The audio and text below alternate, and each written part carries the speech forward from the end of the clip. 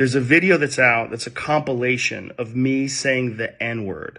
It's a video that's made of clips taken out of context of me of 12 years of conversations on my podcast, and it's all smushed together, and it looks horrible, even to me.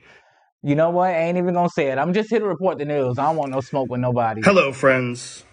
I'm making this video to talk about the most regretful and shameful thing that I've ever had to talk about publicly. There's a video that's out that's a compilation of me saying the N-word. It's a video that's made of clips taken out of context of me of 12 years of conversations on my podcast, and it's all smushed together, and it looks horrible, even to me.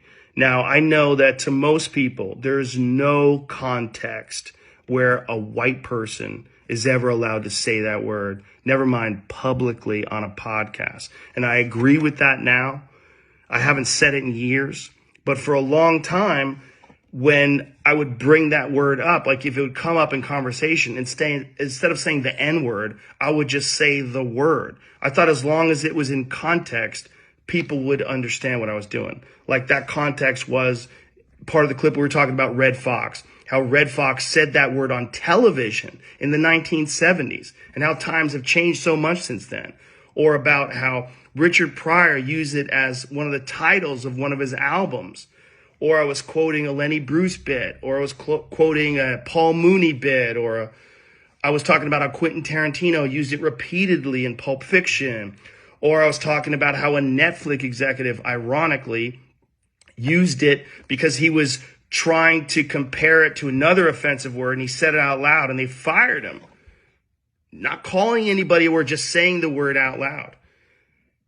I was also talking about how there's not another word like it in the entire English language, because it's a word where only one group of people is allowed to use it, and they can use it in so many different ways. Like if a white person says that word, it's racist and toxic, but a black person can use it, and it could be a punchline. It could be a term of endearment. It could be lyrics to a rap song. It could be a positive affirmation. It's a very unusual word, but it's not my word to use.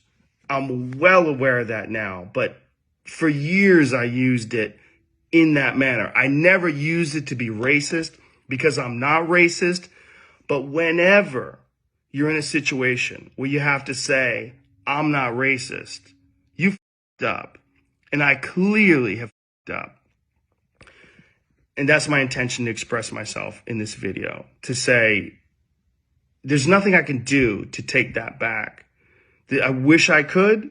Obviously, that's not possible. I do hope that, if anything, that this can be a teachable moment. Because I never thought it would ever be taken out of context and put in a video like that. And now that it is, holy shit, it looks bad.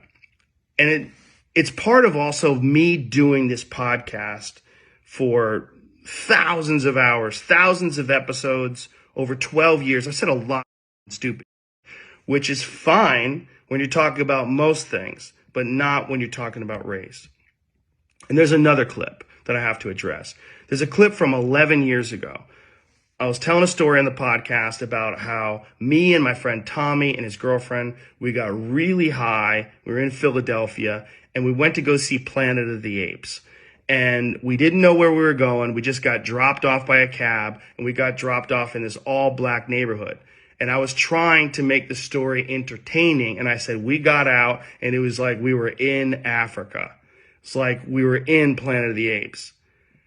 I did not, nor would I ever say that black people are apes, but it sure sounded like that. And I immediately afterwards said, that's a racist thing to say. Planet of the Apes wasn't even in Africa. I was just saying there's a lot of black people there. But then I went on to talk about what a positive experience it was and how much fun it was to go to see this movie in a black neighborhood. It wasn't a racist story, but it sounded terrible. And like I said, you can have clunky stories about anything, but not about race. And so I deleted that whole podcast, but obviously somebody made a clip out of it and taken out of context. It looks terrible, but it looks terrible even in context. It's a fucking idiotic thing to say.